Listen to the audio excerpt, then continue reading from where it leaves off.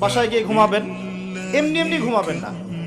ঘুমানোর আগে বিসমিল্লাহ বলে লাইটটা অফ করবেন, বিছানাটা বিসমিল্লাহ বলে ঝাড়বেন, ওয়াশরুম থেকে পারলে অজু করে আসবেন, মশারি দিচ্ছেন, লাইটস অফ করছেন, পাত্র যেগুলো আছে সেগুলো একটু ঢেকে রাখবেন বিসমিল্লাহ বলে, দরজা লাগাবেন বিসমিল্লাহ বলে। এরপর 3 বার পড়বেন সূরা ইখলাস একবার, সূরা ফালাক একবার, সূরা নাস একবার, পরে হাত একত্রিত করে ফু দিয়ে গা মাসাহ করবেন। এই কাজটা 3 বার করবেন। একবার আয়াতুল কুরসি পড়বেন, এরপর সূরা বাকারার শেষের 3টা আয়াত পড়বেন। তারপর ডান কাতে পাশ ফিরবেন, বলবেন আল্লাহুম্মা বিইসমিকা আমুতু ওয়া আহইয়া।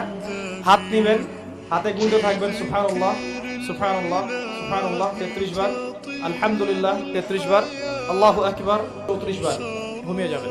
এখন যদি আপনি 6 ঘন্টা ঘুমান, আপনি নবী সাল্লাল্লাহু আলাইহি ওয়াসাল্লামের সুন্নত অনুযায়ী ঘুমিয়েছেন, প্রত্যেক ঘন্টা ঘুমানোর জন্য আল্লাহ আপনাকে নেকি